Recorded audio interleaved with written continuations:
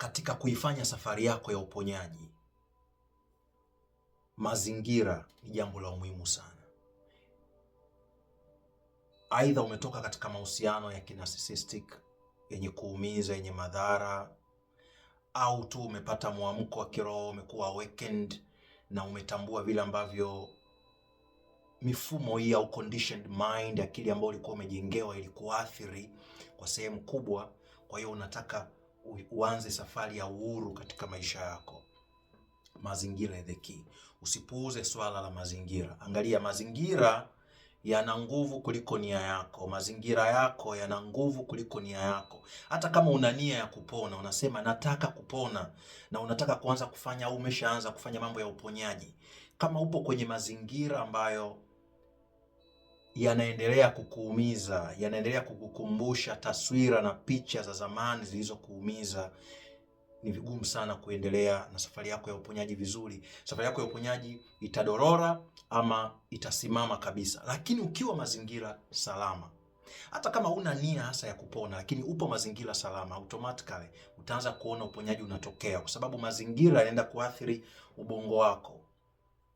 Ubongo tu na mwili ukijihisi uko salama, tayari mfumo wako unabadilika wa mwili. Unatoka katika hali ya kujipambania, unaenda kwenye hali ya utulivu. Sasa ile hali ya utulivu ndiyo sasa hali ya uponyaji, kwa sababu kumbuka, miili yetu inajiponya yenyewe.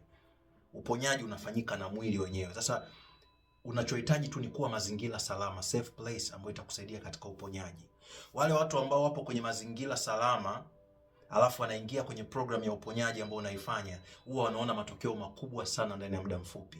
Wale ambao wanakuja kwenye program au wanapata ushauri kutoka kwangu, lakini bado wapo kwenye mazingira yale yale, wanapata nguvu kwa muda, wanaona uwezekano, lakini baadaye wanaanza kuona uzito tena. Kwa nini? Kwa sababu wapo kwenye mazingira ambayo yanafyoza nguvu zao, yanaendelea kuwaumiza, mazingira ambayo ubongo unasema sipo salama. Wakati mwingine huwa ni vigumu sana kutoka katika mazingira yenye kuumiza. Naelewa kulingana na jamii yetu ilivyo, hapo kwenye ndoa, mambo ya kupo kwenye familia, namna ile familia ilivyo, unataka kutoka lakini ni vigumu, au mazingira yoyote yale ya kukuumiza, inakuwa vigumu kutoka. Kuna sababu zinakuzuia. Sio tatizo pia. Sio jambo la tukio la kushtuka kwa haraka. Ni jambo ambalo unaweza kaanza kujijenga ndani kwa ndani mpaka upate nguvu ya kutoka. Na ndio maana kama bado upo kwenye mazingira hayo, nimeandika kitabu Kutoka Uwanja wa Mapambano, kitakachokusaidia kujenga nguvu ya ndani. Hiko kitakusaidia kama bado upo kwenye mazingira hatarishi ambayo unataka kutoka, yenye kuumiza, na hata baada ya kutoka. Kwa hiyo jiandae kupata nakala yako. Kitabu hiki kitakujia hivi karibuni. Kwa hiyo wewe ambaye unaweza kujiunga na program ya uponyaji, karibu. Hii ni muhimu zaidi. Group la uponyaji tunaanza tarehe 4 wiki ijayo. Tunakamilisha wiki hii, tunafunga usajili this week. Na wewe ambaye bado upo kwenye mazingira hatarishi, ama kwa wakati huu unataka kuendelea kujifunza kwa kina wewe mwenyewe polepole, ndani kwa ndani, basi usikose nakala yako ya hii kitabu.